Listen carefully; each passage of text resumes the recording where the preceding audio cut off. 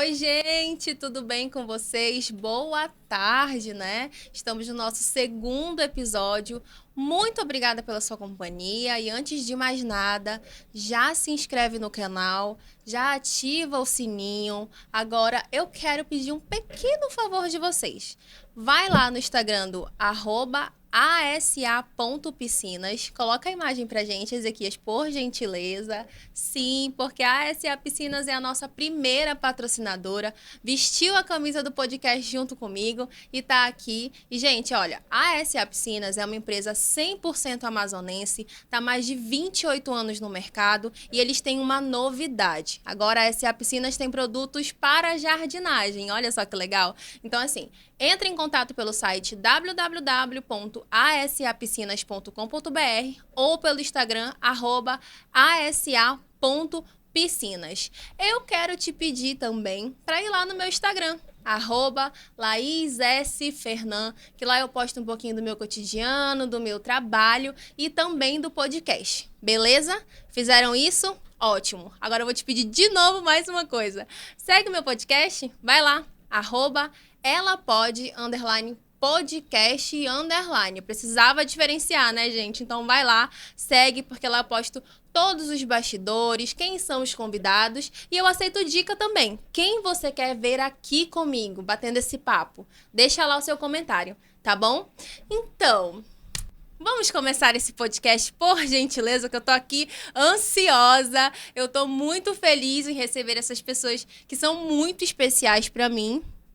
Estou aqui com o pastor Khaled Santana e com a pastora Camila Prince, essas duas pessoas que fizeram e fazem parte da minha história, do meu relacionamento com Deus. Eu tive experiências incríveis com eles. Na época, eles eram os meus líderes na igreja, hoje eles são pastores. Muito obrigada por terem aceitado o meu convite, por fazer parte dessa história, dessa mais nova história, né? Se apresentem para o nosso público, por gentileza. Perfeito, vou deixar primeiro a minha esposa fazer essa apresentação. Oi, boa tarde. Boa tarde. Boa tarde, boa tarde. Boa tarde, é um prazer estar aqui, é um prazer rever você, né? Como você falou, foi tempos muito especiais, né? Você continua no nosso coração, né? O seu lugar continua lá conosco, né? E me chamo Camila, né? Somos pastores de jovens na IDPB Manaus Moderna e já vemos nessa caminhada há mais de 10 anos, né? Trabalhando com jovens e é isso, é um prazer estar aqui com você e compartilhar um momento aqui com você. Perfeito, obrigado, Laís, pelo convite. Fiquei muito feliz e honrado pelo convite que você fez para nós e para nós é um motivo de muita alegria estar aqui mesmo. Você realmente é alguém que está no nosso coração, né?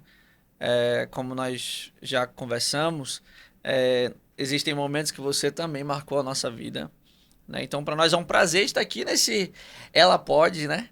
É um prazer e estar fazendo parte desse episódio é um motivo de muita alegria. Gente, muito obrigada do fundo do meu coração. Por que que eu trouxe o pastor Camila, a pastora Camila e o pastor Khaled?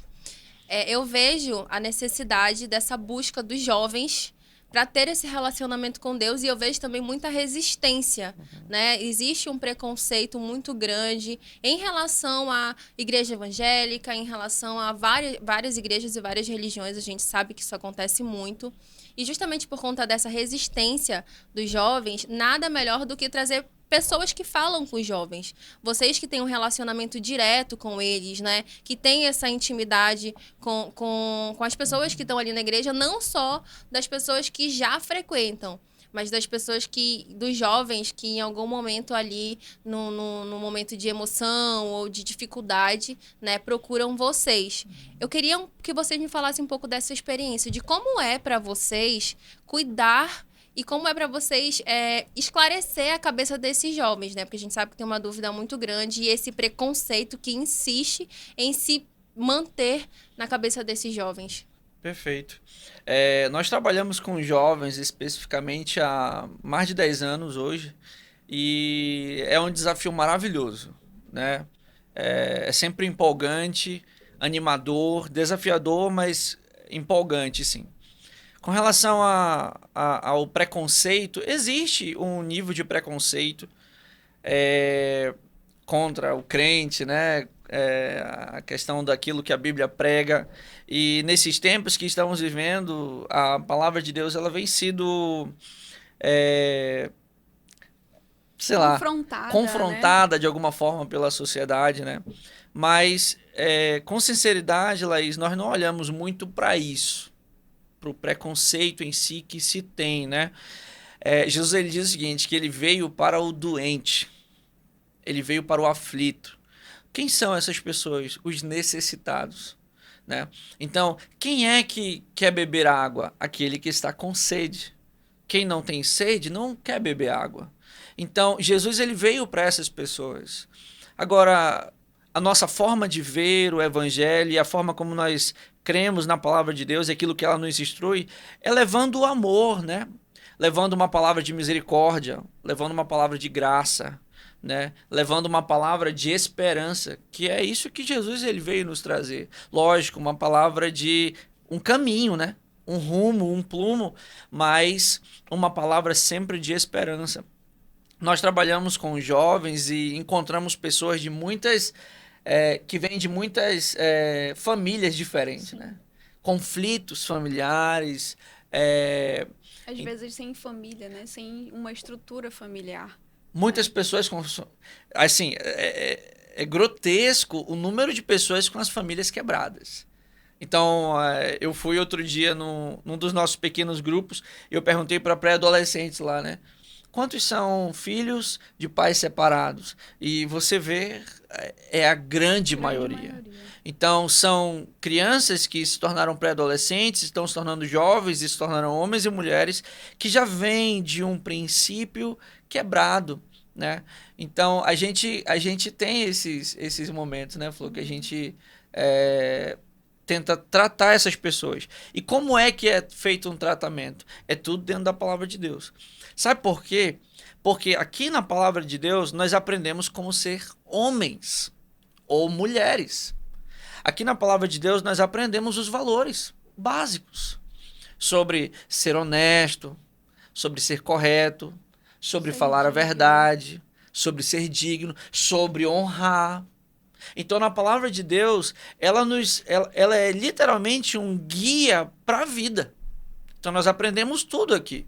Como ser crianças, como ser homens, como ser pais, como ser líderes, como ser pastores. Então, aqui existe um manual completo de vida. Então, esse manual ele vai sendo ensinado para as pessoas de tal forma a dar para elas um caminho de vida. É assim que nós vivemos, né? E é isso que nós buscamos fazer com os jovens, né, Flor? Como ele falou, trabalhar com os jovens é desafiador, né? E ele falando, né? E vem a memória, né? Desde o nosso início. E assim, é desafiador porque o jovem, ele ou é 8 ou é 80, né? Ou ele tá super bem, ou ele tá super mal. Mas é isso que nos impulsiona, né, a ajudar. Porque quando a pessoa ela tá super mal, ela vem, né? Ela pede ajuda, e a gente ora, e a gente aconselha, né? E lê a Bíblia.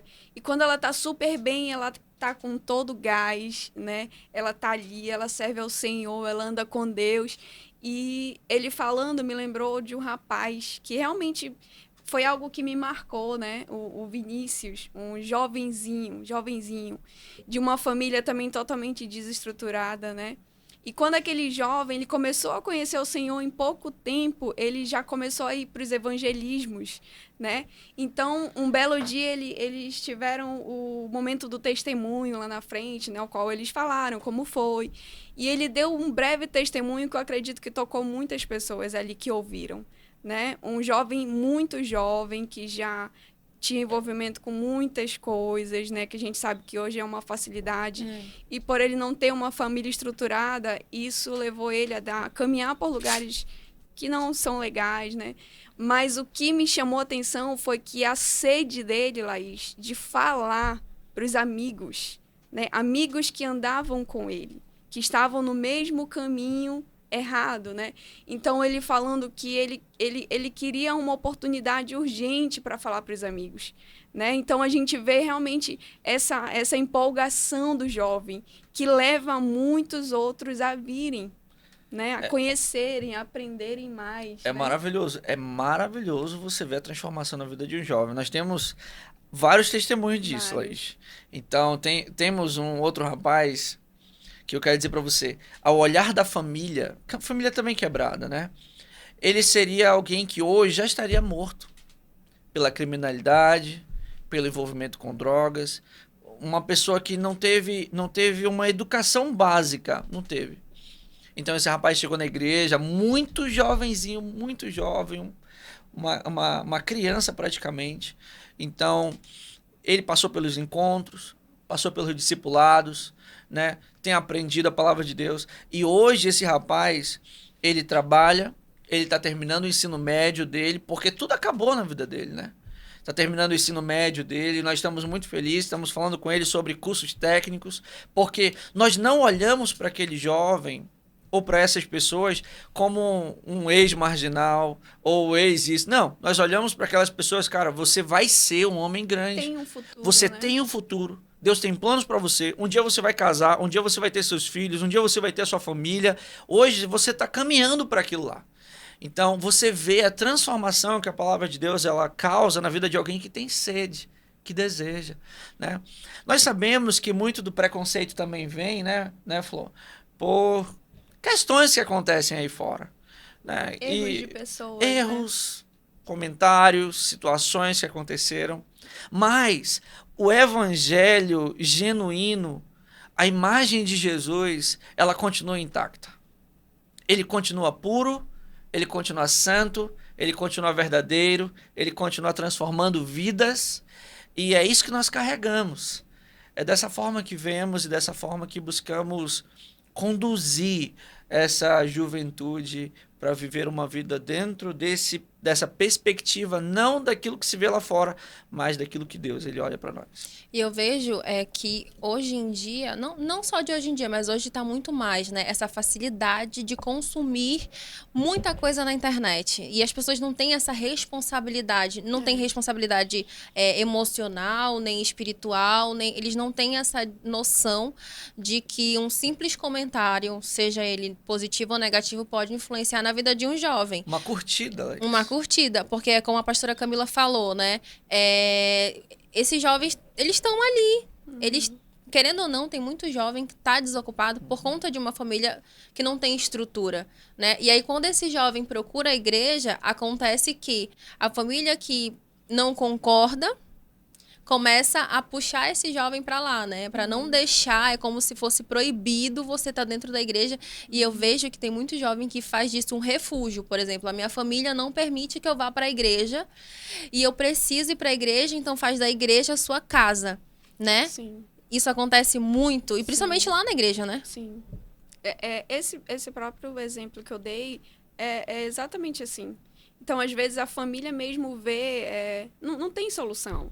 Né? A pessoa não vai mudar. É como se né? o ser humano já estivesse no fundo do poço e dali ele não pode mais sair, sim, né? Não sim. existe... Não tem esperança. Não tem esperança. Essa falta de esperança hoje em dia está tão grande que é uma batalha gigante, não só para os pastores, como para os líderes, ou, enfim, para qualquer outra religião, é uma responsabilidade muito grande. E é isso que eu queria saber de vocês. Assumir essa responsabilidade, porque toda responsabilidade tem um peso, né? Essa responsabilidade de ser usado como figura, porque o que eu vejo, principalmente lá na igreja, é que os jovens, eles usam vocês como um exemplo. E isso traz um peso para vocês, né? Como é que vocês conseguem dividir a vida da Camila e do Khaled e a vida do pastor Camila e da pastora Camila e do pastor Khaled? Eu posso até mudar um pouco a tua frase, porque nós não temos... Eu não sei você, né, meu amor? Mas eu não divido. Ser pastor, hoje nós somos pastores, isso não é um cargo. Né? Não é um cargo, por exemplo, como eu sou não sei, não vou citar nenhuma profissão que eu não quero, né? O chefe de alguma empresa, né? Então, quando eu estou dentro daquela empresa, eu sou chefe, mas quando eu saio, eu não tenho nada a ver com aquilo ali, né? Então, ser pastor tem a ver com um chamado, né? Então, é assim, Laís, o teu Criador te criou para exercer aquilo. O teu Criador te chamou para ser aquilo. Então, eu não sou naquele lugar. Eu não sou independente do... Eu sou o que eu sou em todos os lugares. Então, por exemplo, nós somos pastores na IDPB Manaus Moderna, estávamos em Manaus trabalhando. Quando eu vou para fora, nós continuamos o nosso ministério. Quando nós vamos para qualquer cidade, nós continuamos o nosso ministério. E aumenta o nível de responsabilidade, aumenta. O nível de responsabilidade aumenta. Mas porque não é um cargo, é um ministério. Existe uma promessa de Jesus. Ele disse que ele está conosco todos os dias. Então, não há um fardo pesado que ele não nos ajude a carregar, né? É interessante pensar também que a igreja ela não pertence ao pastor, né? Então, aqueles jovens, aquela igreja que está lá, eles não pertencem a mim. É a igreja de Jesus. É a noiva de Jesus. Imagina que nós somos como facilitadores, né, do acesso desse povo até Jesus. Ou vamos usar essa palavra, né? Animadores deles. No sentido de falar, você vai chegar lá. Impulsionar. Você vai chegar na glória. Você vai viver grandes coisas em Deus. Nós somos pessoas que estão impulsionando eles, né? Dando a mão para aquele que está cansado, dando a mão para aquele que está aflito e falando, você vai conseguir. Então, esse é o nosso ministério, é o nosso chamado, Laís. E eu quero dizer para você que nós exercemos com muito prazer. Responsabilidade não é algo que qualquer um faz, assim, não é qualquer forma.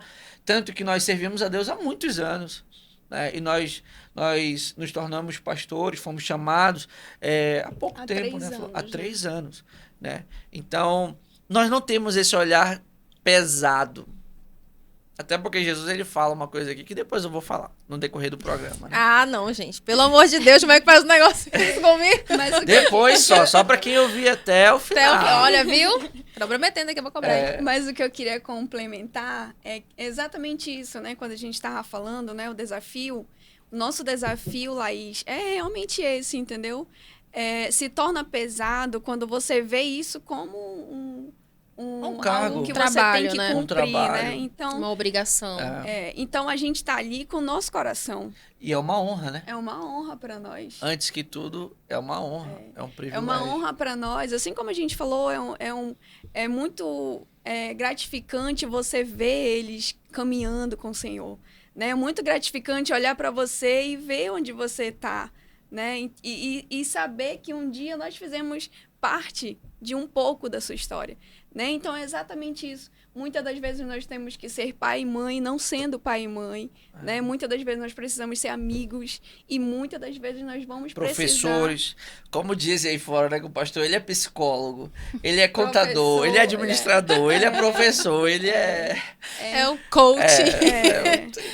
Até porque tem muitos jovens que não têm essa direção, né? Eu sempre penso que os pastores, eles não estão ali para te determinar, eles estão ali para te guiar, para mostrar um norte, falar, olha, por aí não tá muito legal, vamos tentar ir por aqui, né? Mas ao mesmo tempo, eu acho que é muito do ser humano isso, né? Errar, é aquela frase, errar é humano. Antes, logo nas primeiras vezes que eu ia para a igreja, eu acho que isso acontece também com muitos jovens que vão estar assistindo esse episódio, de você pensar na Camila, né? Eu vou me basear na Camila, eu quero ser como a Camila, eu quero ter um casamento como o da pastora Camila, mas aí a Camila erra. Ou o pastor Khaled erra. Eu viro as costas para a igreja, porque eu lembro de uma conversa que eu tive com a Camila, que ela falou para mim, ela falou, Laís, isso é uma flecha. Não deixa essa flecha entrar no coração. Mas por eu não ter a maturidade espiritual naquele momento, aquela determinada flecha, ela entrou no meu coração. E aí eu quero dizer isso para você por experiência própria. Não vá para qualquer igreja idolatrando pessoas. Você está indo para a igreja para conhecer o amor de Deus, para conhecer o amor de Jesus e para sentir isso, ter um relacionamento com Ele. Se o pastor errar ou se a pastora errar, ou se algum líder você não concordar com alguma coisa do seu líder, a Bíblia está ali para isso. Você está ali para ter um relacionamento com Deus e levar isso para sempre. O ser humano ele vai errar. ele vai te decepcionar. Mas cabe a nós, né, termos essa maturidade espiritual, que não é fácil, é fácil ter essa maturidade espiritual, e tirar as dúvidas, né? Todo mundo tem dúvida. E assim, quando a gente não tem uma palavra, quando a pastora Camila e o pastor Calete não tem uma palavra, na hora, assim, porque eu sempre achei muito bonito isso de naquele momento ter uma passagem da Bíblia na cabeça. Quantas vezes vocês já leram a Bíblia e se tornou, porque acaba se tornando um estudo, né? Quantas vezes vocês já tiveram que ler a Bíblia para num determinado momento saber o que falar? Não, isso aí faz parte da nossa vida. Isso faz parte da nossa vida. Mas existe, Laís, momentos que não se tem resposta. Isso é interessante pensar, porque nós realmente não somos Deus. Nós temos que buscar o Senhor. Existem momentos que nós temos que falar mesmo, meu irmão, vamos fazer o seguinte, vamos entrar em oração. Eu vou entrar em oração junto com você. E vamos pedir do Senhor o direcionamento para essa situação. Já aconteceu. Já aconteceu de situações que acontecem e que você, naquele momento, você é impactado com aquilo lá e você... Meu irmão, vamos orar. E tu sabe o que acontece? Você vai para casa, você vai para um lugar, você ora, você jejua, você pede Deus e Deus, ele dá o direcionamento. Eu já vi isso na vida do meu pai muitas vezes. Porque existem situações que acontecem na igreja e que você precisa de uma decisão que afeta muita coisa. E se você toma uma decisão rápida, precipitada, vai dar errado, né? Então, calma, vamos para casa, vamos orar. E no outro dia, Deus ele vem com uma resposta. É a ele paciência, né? A paciência que muita gente não tem, que não consegue ter essa coisa do esperar. Né? Eu quero aqui, eu quero agora, como a Camila falou, ou é 8 ou é 80. Principalmente nessa fase que eu acredito que é a fase de formação de personalidade, né? Eu quero isso, eu quero ontem. Mas aí a gente sabe que tem um sacrifício. Eu sempre tive essa dúvida do jejuar. Explica pra gente o que significa o jejuar. Eu sei que jejum é não comer alguma coisa, né? Mas o jejuar na religião tem uma forma diferente de se mostrar, né? Explica pra gente o que é isso. O jejum, ele é algo que é bíblico, né? Ele é o momento que você tira para você se consagrar ao Senhor. Normalmente, o jejum é algo que você tira da sua vida naquele momento, algo que você tem prazer, algo que você depende, algo que você gosta. Então nós temos o exemplo de Jesus, né? Jesus ele foi para o deserto logo depois de ser batizado nas águas, ele foi para o deserto e ali ele passou por um jejum. Então se abstendo de alimentação, se abstendo de conforto, se abstendo de coisas nesse sentido que trariam algum tipo até de companhia, né? Então ele foi para quê? Para buscar o Senhor. Para buscar o Senhor, para buscar a presença de Deus. E aí entra até naquilo que você falou anteriormente sobre a pressa, sobre o tempo. Se o próprio Jesus, ele tinha os momentos em que ele saía do meio e ele ia orar, ele saía do meio das pessoas e falou, eu vou orar. Se o próprio Jesus, ele buscava, ele esperava ao Pai, né? Ele ia para o deserto jejuar, nós também temos que aprender a esperar. Né? Então, voltando sobre o jejum, é um momento de consagração, Laís. É um momento de consagração. Pai, eu estou tirando esse momento. Aí também, só para a gente colocar assim, para a gente pensar, o jejum ele pode ser feito de alimentação, pode ser feito de tudo que te custa algo. Né? Algo que vai custar existe eu posso até contar algo engraçado aqui que o papai sempre conta. O papai sempre conta, é o jejum do meu irmão, o jejum do Caleb. Diz que o papai um dia ele desceu e viu o meu irmão comendo muito, né? E ele perguntou por quê? E ele falou, não, pai, que eu vou jejuar. Aí o papai ficou muito feliz, né? Poxa, meu filho, homem de Deus, vai jejuar, né? Então, aí o papai sobe e uma hora e meia depois ele volta. O Caleb tá comendo. Meu filho, tu tá comendo? Não, pai, que o meu jejum foi de 1 hora. Então, também é isso, né? Não custou absolutamente nada pra ele, né? Não. É igual aquele jejum da noite, né? Não, eu vou jejuar. Que hora? Não, de 1 da manhã às 6 da manhã, né? Então, é o momento que você vai estar dormindo, né? Normalmente, o jejum é um momento de sacrifício. Que você faz para consagração. em que você dedica ao Senhor. Isso serve também, por exemplo, né, com relação ao nosso tempo. Ao nosso tempo. Eu tiro um momento para estar na casa do Senhor, eu tiro um momento para ir para a leitura da palavra, eu tiro um momento para adoração, eu tiro um momento para... Não, aquele momento é um momento consagrado. Então, por exemplo, nós temos vários dias e vários horários que eles são dedicados ao Senhor. Então, aquele horário, aquele dia do domingo, nós estamos na casa do Senhor. Aquele dia do sábado, nós estamos na casa do Senhor. Aquele dia da semana, nós estamos todo dia, né? Então, é aquele momento de dedicação. Então, o jejum ele tem um pouco a ver com isso. A questão da consagração, de um sacrifício, né? O que você está buscando? Não, eu quero buscar mais intimidade com o Senhor, mais a presença do Senhor. Aquela experiência que você teve, lembra? Sim. Naquele domingo de manhã, aquilo ali é uma porção que te foi dada.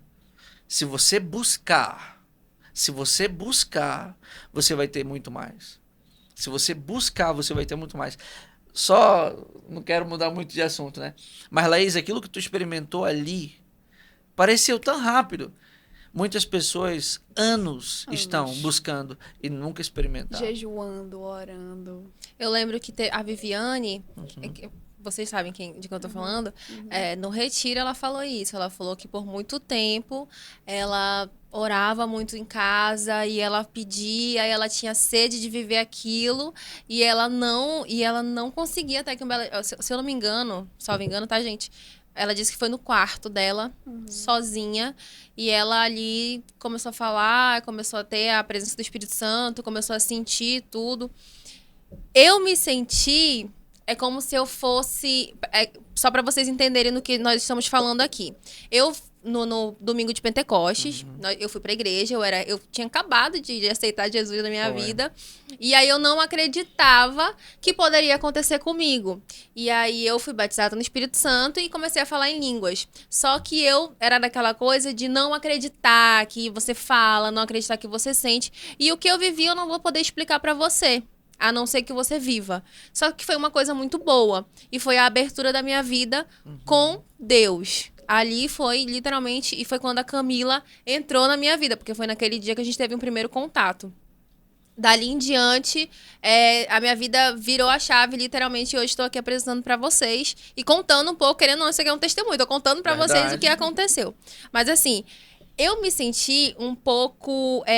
não é... Como é que fala? Disfarçada não, mas uma impostora. A sensação que eu tive naquele momento, tanto que eu fiquei um pouco assustada, que eu nunca tinha vivido aquilo, foi de que eu era uma impostora. Tanto que tem a síndrome do impostor aí, né? Porque eu falava, tem tanta gente que busca, tanta gente que tá há tanto tempo, tanta gente que tá no projeto, que tá se doando, que tá ali, que tá ativo. E eu que cheguei agora, o que me diferencia dessas pessoas? E eu fiquei por semanas pensando naquilo e relutando com isso. Por mais que eu tinha achado que aquilo dali era maravilhoso pra mim, mas eu relutei demais. Porque eu me senti uma impostora, né? Eu tô tomando a frente de alguém. E aí até que um belo dia, que foi no retiro também, que eu fui, eu escutei lá as determinadas palavras, né? Que eu não era uma impostora, que foi uma pessoa muito especial que disse pra mim, que eu não era uma impostora e sim uma merecedora. E eu nunca esqueci, e eu também não esqueço a pessoa que me falou isso, e ela tá guardada no meu coração. Daquele dia em diante, eu passei a viver um pouco mais e tudo. Eu comecei a frequentar mais a igreja, que a gente ainda reluta, né? E eu queria saber isso de vocês, assim, quando o ser humano escolhe, né? Eu vou me afastar. Mas eu preciso voltar. Mas eu tô com vergonha. Né? Que a gente sabe que quando a pessoa se afasta, ela quer voltar para a igreja em si, para o templo, e ela sente essa vergonha. Como é que vocês acolhem essa pessoa? É como se ela nunca tivesse ido embora, ou vocês chamam, olha, vamos conversar aqui baixinho, deixa eu te esclarecer algumas coisas. Como é que é isso para vocês? Nós É um filho. Nós acolhemos como se a pessoa nunca tivesse saído. E essa é a nossa visão. Eu quero dizer para você, essa é a nossa visão. Eu aprendi com o pastor João Nunes. Quantas vezes... A nossa igreja é ali no Petrópolis e nós temos 34 anos. Então, muita gente daquela comunidade já esteve ali na igreja. Muita gente. Então eu cansei de passar de Khaled, o pastor João Nunes, pessoas que eu nem sabia, né? Então conhecem a gente porque já estiveram lá conosco, já conheceram Jesus em algum momento, foram para os encontros, foram para os retiros, etc. E eu sempre vi o meu pai, às vezes, passando por um irmão que estava longe.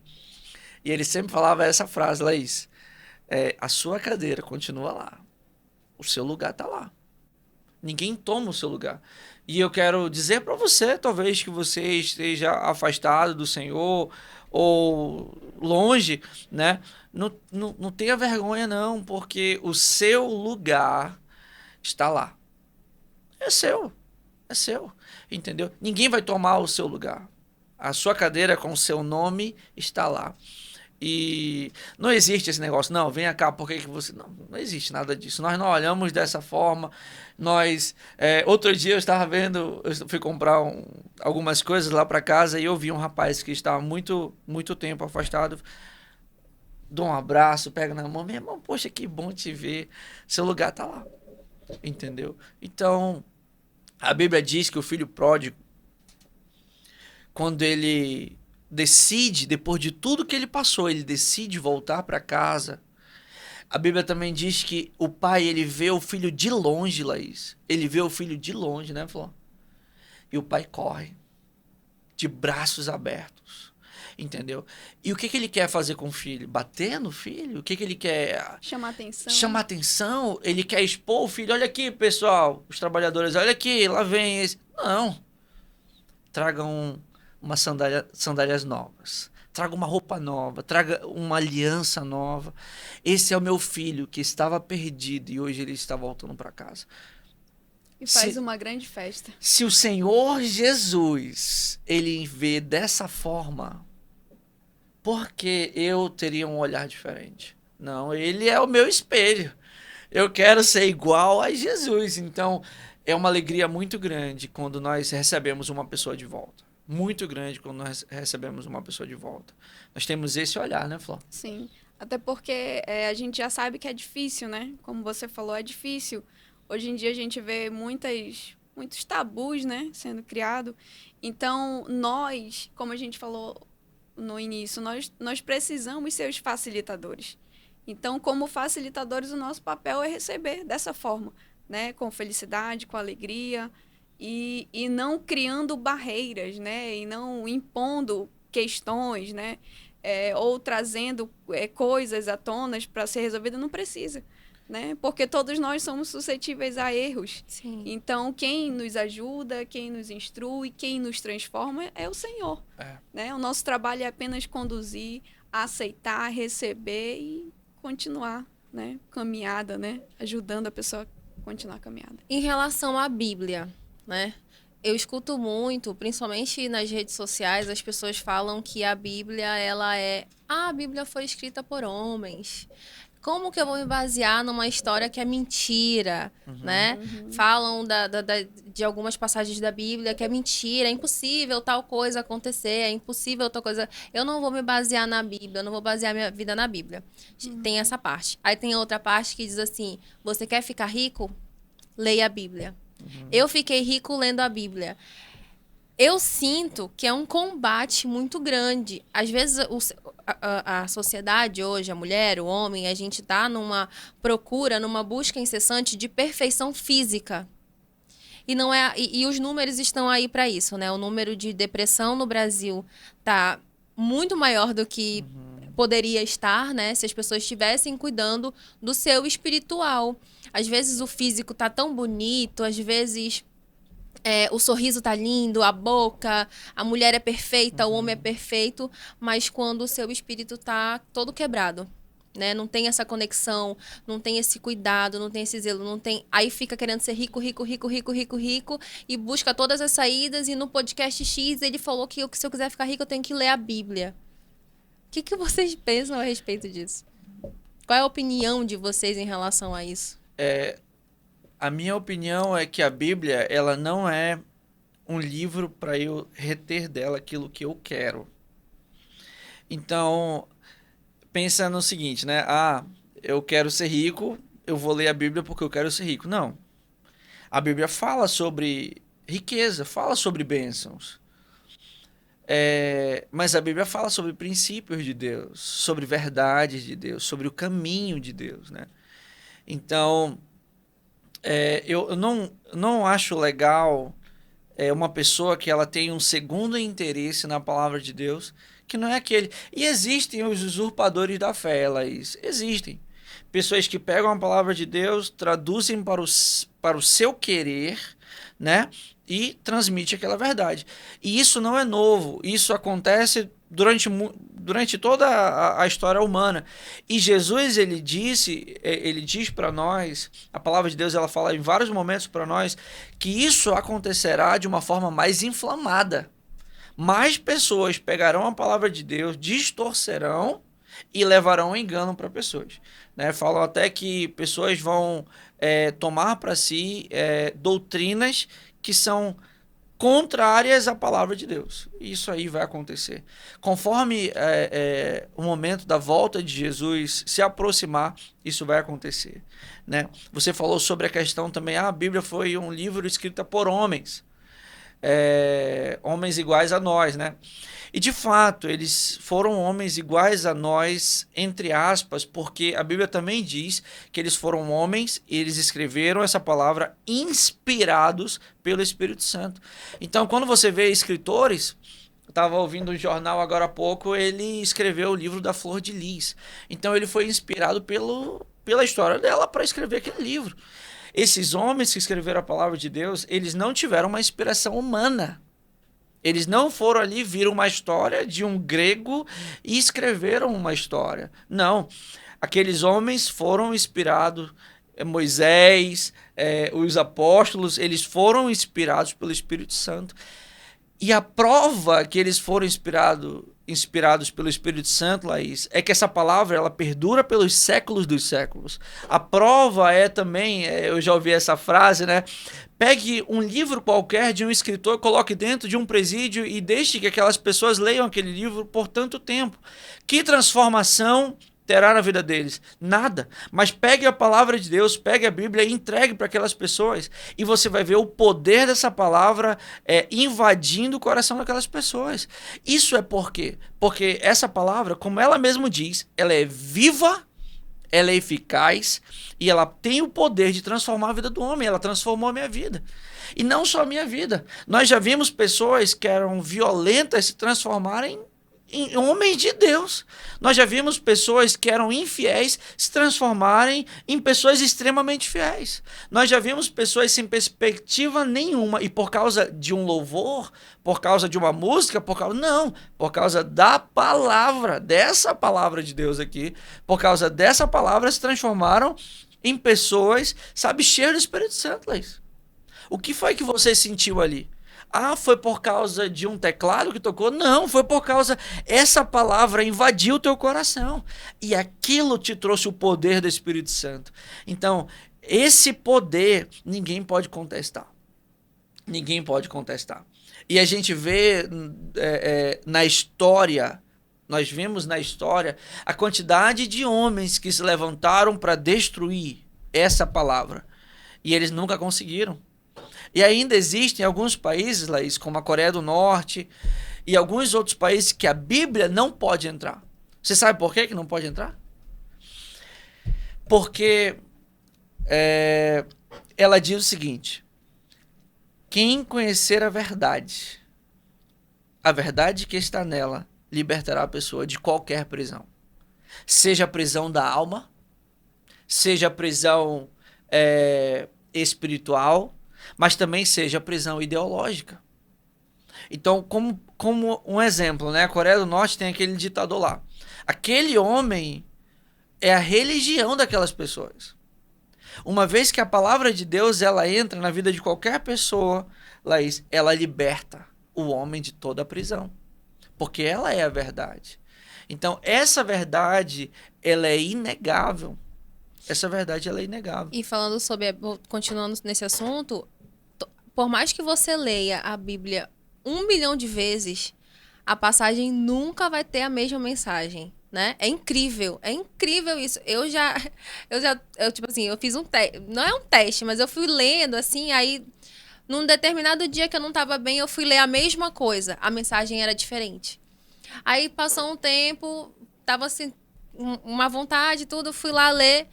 A mesma passagem era outra mensagem. É sempre uma mensagem diferente. Por mais que você leia a mesma passagem, a mensagem sempre é diferente. E isso é incrível, eu não consigo entender. E eu também não busco um motivo, sabe?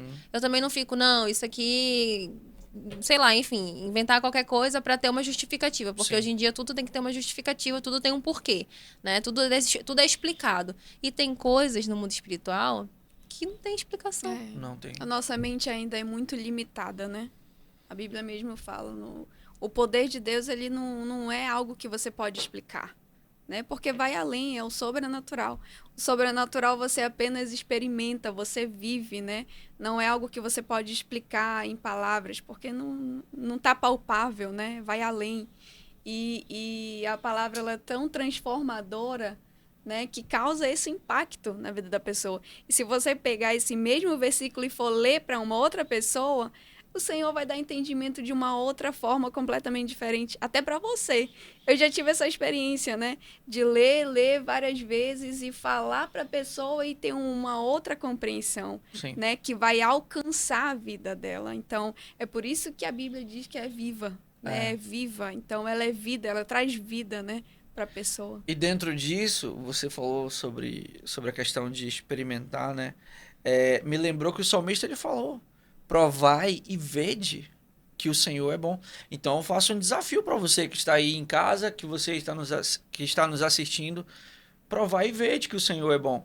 Imagina que eu estou com um copo de um líquido. Você não sabe que sabor tem esse líquido. Tá aqui. Você não tem, você pode imaginar que é água, mas será que é água? Então, você saberia com certeza no momento que você provar. Enquanto você não provar, você pode especular. Você pode achar algo. Mas uma vez que eu provo, eu tenho convicção, aquilo é água. E o salmista diz: provai, provai e vede. Porque aquele que prova de Deus verá que ele é bom.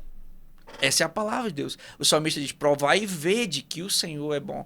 Então, eu faço um desafio para você: prove do Senhor, né? Leia a palavra de Deus. Pegue aqui, abra a palavra do Senhor. E se você é novo, se você não conhece, eu digo para você: abra o Evangelho de João. Leia. E você vai ver aquelas palavras falando no teu coração, falando na tua alma. Você vai ver Deus falando com você, te fortalecendo, te enchendo. Provai e vede. Se você provar, você vai ver. Eu fiquei até sem palavras agora.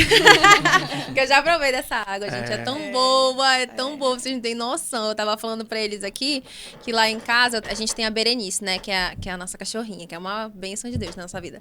E aí, toda vez que eu vou limpar a casa ou que eu vou fazer, sei lá, qualquer coisa, eu gosto de cantar, né? Vocês sabem, né? Eu gosto de cantar. E aí eu boto o louvor lá em casa, eu começo a cantar, e eu pego a Berenice, eu danço com a Berenice e o meu esposo. Pode ser esposo que a gente mora junto, né? Mas vamos casar, viu, meu querido? Você não vai fugir de mim, não. Opa! E aí, o meu esposo, ele não tinha esse costume, né? Ele não... Mas também ele é tranquilo. E a gente, eu ouvindo louvor lá em casa e tudo. Até que um belo dia, ele mesmo... Foi o que eu falei pra vocês, né? Ele mesmo botou e ele mesmo escutou. E aquilo me pegou de surpresa. Porque eu falava assim, é a nossa crença limitante, né? De que ele não gosta, ele não vai ouvir, ele não tá nem aí pra isso. E quando a gente menos espera, acontece, né? Quando eu menos esperei, ele por si só pesquisou a música e ele ouviu porque ele quis ouvir. E naquele momento é incrível. Naquele momento, ele me abraçou. E a gente ficou abraçado, só vivendo aquele momento, sem celular, sem TikTok, sem Instagram, sem nada. Nós ouvimos aquela música e a cada palavra daquela música, ela tocava muito em mim, né? Sempre tocou muito em mim. E nele, ele sempre apertava minha mão ou beijava minha testa. Quando a gente voltou de uma viagem que a gente fez de carro, eu vinha orando e cantando a música, e ó, numa música ou outra eu lagrimava, e aí ele o tempo todo pegando na minha mão e pegando forte na minha mão. Querendo ou não, influencia, né? Se espalha, transborda, acho que é essa a palavra, transborda. A gente vai vivendo tanto aquilo, que pra mim é normal. Pra mim é muito normal. Eu vou pra igreja, eu quero cantar, eu sinto, eu ajoelho, eu choro, porque é a minha intimidade. Mas tem pessoas que já não são assim, né? Sim. Tem pessoas que têm essa resistência. Sim. E eu acredito muito nisso. Essas pessoas que têm essa resistência, parece que Deus pega essa pessoa mesmo assim, e fala, vem cá, eu vou trabalhar em ti, né? Aí a pessoa começa a duvidar, a questionar, será que eu posso? Será que eu consigo? Eu falo, homem, de pouca fé, viu? Será se eu sou digno? Será se eu sou digno, né? E aí, quando um jovem que nunca foi pra igreja, porque vocês conhecem já, né, os rostos da igreja, quando o jovem vai pela primeira vez, e aí ele é arrebatado por aquele sentimento tão maravilhoso, e aí ele procura vocês. Ah, eu não sei por onde eu começo a ler a Bíblia. Por onde que eu começo a ler a Bíblia? Pelos evangelhos, né? Evangelho de João. Evangelho de João. É um evangelho maravilhoso. Maravilhoso. Porque o evangelho de João, ele começa do princípio. Ele do está no princípio. Novo Testamento, No Novo mas Testamento. ele começa do princípio. Ele começa da do criação. princípio. Ele fala do princípio da criação. Ele apresenta Jesus de uma forma incrível, né? Os evangelhos são maravilhosos, mas para você que vai começar, Teu primeiro contato. teu com a primeiro palavra, contato, abra no Evangelho de João, né? Tem até o evangelinho no Novo Testamentinho assim, aquele azul. Abra lá o Evangelho de João. Você vai ler e você vai ver algo jorrando do teu interior, né? Até pegando um gancho, você falou sobre essa questão assim de colocar a música e depois ele mesmo ter o interesse, né? Eu lembro que Jesus ele fala com a mulher samaritana, uma pessoa rejeitada, uma pessoa excluída, uma pessoa abandonada, uma pessoa sem perspectiva, Laís, né? E ele encontra aquela moça e ele diz o seguinte, né? Ele fala, moça, me dê um pouco dessa água de beber, né? Primeiro que ela vai no horário que não tem ninguém, porque ela é excluída, né? Então Jesus chega, se aproxima dela, fala com ela, e ela se espanta, porque não era para Jesus ter falado com ela por ser um judeu e ela ser uma samaritana, né? Mas tudo bem. O que eu quero dizer é o seguinte, que Jesus ele diz assim para ela, olha, aquele que beber dessa água, essa aqui que nós estamos bebendo, né? Ele diz, voltará a ter sede. Aí que água é essa que Jesus está falando para ela? Será água só ali do poço? Aquela mulher, ela tinha tido 5 maridos. Ela tinha tido uma vida cheia de coisas. Mas nada, Laís, satisfazia a vida dela. Ainda havia uma sede na alma, que é essa que eu quero falar, né? Essa sede na alma. Mas Jesus ele diz o seguinte, aquele que beber da água que eu lhe der, lá, o Evangelho de João agora, aquele que beber da água que eu lhe der, quando você pegar a sua Bíblia e você ler, aquele que beber da água que eu lhe der, ele diz aqui para nós, né? Nunca mais terá sede. Nunca mais terá sede. Mas que sede é essa? Que nós nunca mais teremos? Será que nós nunca mais vamos beber água? Não. É a sede que nós não teremos mais, é aquela sede do seguinte, o que ainda falta para minha vida? Meu Deus, que propósito tem a vida? Por que eu estou aqui? Mais riqueza. Para onde eu vou? O que eu vou fazer da minha vida? E como é que vai ser amanhã? Essa sede toda será saciada porque eu encontrei a esperança. Eu encontrei o amor. Eu encontrei o propósito da vida. Eu encontrei o Criador. É importante lembrarmos, né? Todos nós temos uma alma, um espírito. E essa alma tem uma conexão direta com Deus. Uma sede direta da presença dele. Quando eu bebo da água que ele tem, eu me conecto com ele. Então as coisas na nossa vida elas começam a se encaixar. E as dúvidas que perturbam a nossa mente, o nosso coração, que tiram a nossa paz, elas se vão. Elas se vão. Por isso que ele diz, olha moça, você já teve muitos maridos. E todas as vezes que você beber dessa água, você voltará a ter sede. Mas quando você beber da água que eu lhe der, nunca mais você terá sede. E tu sabe o que ela disse, Laís? Dai-me, Senhor, dessa água. Eu quero essa água. Né? E a vida daquela mulher, queridos, ela foi transformada completamente. Então, o rosto dela, o semblante dela, que era de deprimente, que era de tristeza, que era de afastamento, agora ela estava fazendo, sabe o quê? Ela estava falando de Jesus para toda aquela vizinhança. E ela levou muitas pessoas para Jesus. A própria vida dela. Muitas pessoas. Então, assim, quando você coloca aquela música e toca no coração de alguém, é porque aquilo ali está falando com a sede daquela pessoa. Está falando com a alma. Quando você lê a palavra e toca no coração, é porque está falando com a alma. Nós temos a sede. E Jesus está dizendo o quê? Beba dessa água, e você não voltará a ter sede. Entendeu? Então isso é maravilhoso.